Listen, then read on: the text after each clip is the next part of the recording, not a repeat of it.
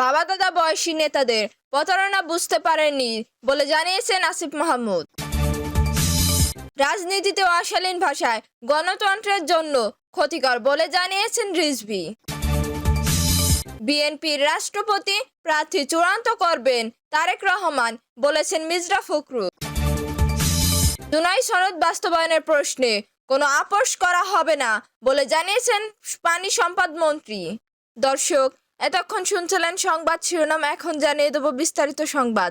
তার আগে অনুরোধ থাকবে এই ভিডিওটি দেখতে দেখতে সাবস্ক্রাইব করে রাখুন এবং লাইক দিন ও কমেন্ট করে জানিয়ে দিন বাংলাদেশের কোন জেলা থেকে এই সংবাদ শুনছেন এবং দেখছেন।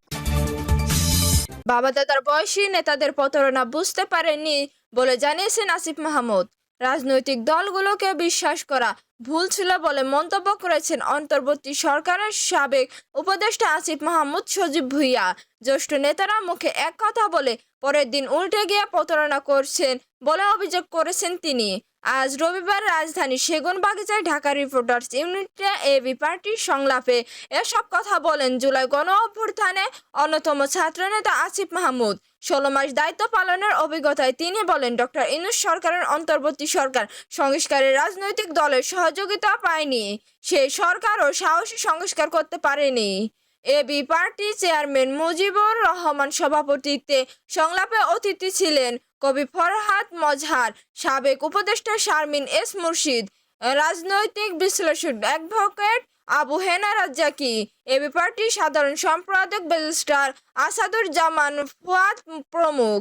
অভিজ্ঞতায় ঘাটতি ছিল জানিয়ে এনসিপির মুখপাত্র আসিফ মাহমুদ বলেন, আমাদের একটা ভুল আমি বলবো, সেটা হচ্ছে এই রাজনৈতিক দলগুলোকে বিশ্বাস করা। আমরা তো আর জাতীয় রাজনৈতিক দলগুলোর সঙ্গে কখনোই রাজনীতি করিনি, ক্যাম্পাসে ছাত্র রাজনীতি করতাম। ফলে ছাত্র সংগঠনগুলো যেমন ছাত্র ইউনিয়ন কিভাবে চিন্তা করে, ছাত্রদল, ছাত্রলীগ, ছাত্র শিবির বা অন্যরা কিভাবে চিন্তা করে সেটা আমরা বুঝি। কিন্তু জাতীয় রাজনীতিতে যখন আসলাম, আমাদের বাবার বয়সী দাদার বয়সী লোকেরা যে মুখে এক কথা বলে পরের দিন প্রতারণা করতে পারে, এটা আমরা প্রথমে আসলে বুঝে উঠতে পারিনি। ফলে আমাদের অনেক কিছুতেই হয়তো ভরসা রাখতে গিয়ে এটা আমাদের জন্য একটা শিখলাম পরবর্তী সময়ে আর বিশ্বাস করা যাবে না। আসিফ মাহমুদ বলেন, যেহেতু সরকারের অংশ ছিলাম আর তো সমালোচনার জায়গা রয়েছে। দেখছেন, অন্তর্বর্তী সরকারের সময় শত শত হাজার হাজার আন্দোলন হয়েছে, রাজনৈতিক দলগুলো অসহযোগিতা করেছে। রাজনীতিতে অশালীন ভাষায় গণতন্ত্রের জন্য ক্ষতিকর বলে জানিয়েছেন রিজভী। রাজনীতিতে অশালীন ভাষায় ব্যবহার গণতন্ত্র, সভ্যতা ও সুস্থ রাজনৈতিক স্বীকৃতির জন্য ক্ষতিকর বলে মন্তব্য করেছেন বাংলাদেশের জাতীয়তাবাদী দল বিএনপি এর সিনিয়র যুগ্ম মহাসচিব রাহুল কবির রিজভী। তিনি বলেন, রাজনৈতিক মতপার্থক্য থাকলেও শালীন ভাষায় ও ইতিবাচক রাজনৈতিক চর্চা বজায় রাখা উচিত। রবিবার 2 আগস্ট রাজশাহী বিশ্ববিদ্যালয়ের ছাত্রদল আয়োজিত জুলাই রক্তাক্ত স্মরণ ও প্রত্যয় শীর্ষক আলোচনা সভায় প্রধান অতিথির বক্তব্যে তিনি এসব কথা বলেন। রিজভী বলেন, শেখ হাসিনা রাজনৈতিক প্রতিপক্ষের বিরুদ্ধে নিয়মিত মিথ্যাচার ও অপচার চালাতেন। আমরা তাকে ফ্যাসিস্ট ও খুনি বলছি, কিন্তু কখনো অশালীন ভাষা ব্যবহার করিনি। এখন কিছু তরুণ নেতার বক্তব্যে যে ভাষা দেখা যাচ্ছে তা গণতন্ত্র, সভ্যতা কিংবা উন্নয়ন রাজনৈতিক স্বীকৃতি সহায়ক নয়। এ ভাষায় শেখ হাসিনা অপস্বীকৃতি প্রতিফলন। তিনি বলেন, সমাজে ঘৃণা রাজনীতি করে কেউ টিকে থাকতে পারে না। ছাত্র জনতা ঐক্যবদ্ধ আন্দোলনের মধ্য দিয়ে শেখ হাসিনা পরাজয় হয়েছে। তাই নতুন প্রজন্মের রাজনীতিকদের উচিত সেই ভুলের পুনরাবৃত্তি না করে ইতিবাচক রাজনৈতিক স্বীকৃতি গড়ে তোলা। জাতীয় নাগরিক পার্টি এনসিপি সমালোচনা করে রিজভী বলেন, যারা তরুণ রাজনীতি করেন তাদের চিন্তা ভাবনা হওয়া উচিত প্রগতিশীল ও অগ্রগামী। দেশকে নতুন কিছু দেওয়ার প্রত্যয় থেকে তরুণদের রাজনীতি করা উচিত। কিন্তু আপনারা একটি পঞ্চমুখী রাজনৈতিক দলের সঙ্গে জোট করেছেন। রাজনৈতিক দর্শনের দিক থেকেও এটি সঠিক সিদ্ধান্ত নয়। জুলাই আন্দোলনের প্রসঙ্গে টেনে তিনি বলেন, শেখ হাসিনা মনে করেছিলেন গুলি চালিয়ে রক্তগঙ্গা বয়ে দিয়ে তিনি ক্ষমতায় টিকে রাখবেন। বিএনপির রাষ্ট্রপতি প্রার্থী চূড়ান্ত করবেন তারেক রহমান বলে জানিয়েছেন মির্জা ফখরুল। রাষ্ট্রপতি পদে বিএনপি প্রার্থী কে হবেন তা চূড়ান্ত করার দায়িত্ব দলীয় প্রধান ও প্রধানমন্ত্রী তারেক রহমানের ওপর ন্যস্ত করেছে দলটির সর্বোচ্চ নীতি নির্ধারণী ফোরাম জাতীয় স্থায়ী কমিটি।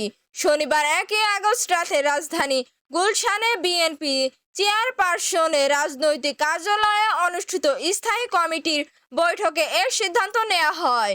বৈঠক শেষে সাংবাদিকদের ব্রিফিংকালে এ তথ্য নিশ্চিত করেন বিএনপির মহাসচিব ও স্থানীয় সরকার মন্ত্রী মির্জা ফখরুল ইসলাম আলমগীর। তিনি বলেন, আমাদের দলের পক্ষ থেকে রাষ্ট্রপতি পদে প্রার্থী নির্বাচন কবে নির্বাচন হবে সব দায়িত্ব দলের চেয়ারম্যান এবং প্রধানমন্ত্রী তারেক রহমানের ওপর ন্যস্ত করা হয়েছে। এদিকে বিএনপি স্থায়ী কমিটির সদস্য সালাউদ্দিন আহমেদ সাংবাদিকদের বলেন, রাষ্ট্রপতি নির্বাচনের বিষয়টি নির্বাচন কমিশনে একটি সাংবিধানিক এখতিয়ান। কমিশনের সাংবিধানিক এখতিয়ান হিসেবে দুটি বিষয় আছে, একটি সংসদ নির্বাচন আর একটি রাষ্ট্রপতি নির্বাচন। রাষ্ট্রপতি পদ শূন্য হলে স্পিকার অস্থায়ীভাবে ভারপ্রাপ্ত রাষ্ট্রপতি দায়িত্ব পালন করেন। আইন অনুসারে 90 দিনের মধ্যে রাষ্ট্রপতি নির্বাচন অনুষ্ঠিত হতে পারে। নির্বাচন কমিশনের প্রস্তুতির কথা উল্লেখ করেন তিনি বলেন, নির্বাচন কমিশন ইতিমধ্যে গণমাধ্যমে জানিয়েছে যে তারা রাষ্ট্রপতি নির্বাচন আয়োজনের জন্য প্রস্তুত আছে। তারা যে কোনো সময় তফসিল ঘোষণা করতে পারে। তফসিল ঘোষণা করলে দলের পক্ষ থেকে প্রার্থী কে হবেন সেই সিদ্ধান্ত নেওয়ার দায়িত্ব দলের স্থায়ী কমিটির পক্ষ থেকে দলের চেয়ারপারসনের ওপরই ন্যস্ত করা হয়েছে। তিনি এ বিষয়ে চূড়ান্ত জুলাই সনদ বাস্তবায়নের প্রশ্নে কোনো আপোষ করা হবে না বলে জানিয়েছেন পানি সম্পদ মন্ত্রী। পানি সম্পদ মন্ত্রী শহীদ উদ্দিন চৌধুরী এনি বলেছেন, জুলাইয়ের চেতনা ও জুলাই সনদ বাস্তবায়নের প্রশ্নে কোনো আপোষ করা হবে না।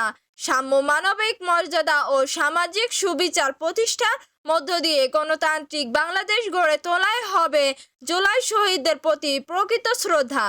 শহীদদের আত্মত্যাগ আমাদের দায় ও নতুন বাংলাদেশ শীর্ষক আলোচনা সভায় প্রধান অতিথির বক্তব্যে এ কথা বলেন পানি সম্পদ মন্ত্রী। আজ রবিবার রাজধানীর সেগুন বাগিচায় কেন্দ্রীয় কচি কাঁচা মেলায় জাগ্রত জুলাই ফোরাম এ আলোচনা সভার আয়োজন করে। পরে পানিমন্ত্রী মন্ত্রণালয়ের সংবাদ বিজ্ঞপ্তিদের এ বিষয়ে জানানো হয়। আলোচনা সভায় শহীদ উদ্দিন চৌধুরী বলেন, জনগণের অধিকার প্রতিষ্ঠার সংগ্রামে জীবন উৎসর্গ করে শহীদেরা জাতীয়কে ঋণী করে গেছেন। তাদের আত্মত্যাগের মর্যাদা রক্ষা, জনগণের রাজনৈতিক ও অর্থনৈতিক ক্ষমতায়ন নিশ্চিত করতে হবে। পানি সম্পদ মন্ত্রী বলেন, দীর্ঘ 16 বছরের স্বৈরাচার বিরোধী আন্দোলন সংগ্রামের ধারাবাহিকতা জুলাইয়ের ভিত্তি রচিত হয়েছে। ছাত্র, শিক্ষক, কবি, সাহিত্যক, পেশাজীবী সহ সব শ্রেণীর পেশার মানুষের ঐক্যবদ্ধ আন্দোলনের সফল পরিণতি ঘটে 5ই আগস্ট, যখন ফ্যাসিস্ট শেখ হাসিনা দেশে ছেড়ে পালিয়ে যান। এ সময় শহীদ উদ্দিন চৌধুরী বলেন, ফ্যাসিবাদ মুক্ত বাংলাদেশ ভিন্ন মতকে শ্রদ্ধা করার সংস্কৃতি গড়ে তুলতে হবে। গণতন্ত্রের সৌন্দর্য গঠনমূলক সমালোচনায় নিহতি উল্লেখ করে তিনি বলেন, জুলাইয়ের চেতনা ও জুলাই সনদ বাস্তবায়নের প্রশ্নে কোনো আপোষ করা হবে না। এ বিষয়ে প্রধানমন্ত্রী অঙ্গীকারের কথাও তিনি স্মরণ করিয়ে দেন। অনুষ্ঠানে প্রধান আলোচক হিসেবে বক্তব্য দেন প্রবাসী কল্যাণ ও বিদেশি কর্মসংস্থান প্রতিমন্ত্রী নুরুল হক। বিশেষ আলোচক ছিলেন মুক্তিযুদ্ধ বিষয়ক প্রতিমন্ত্রী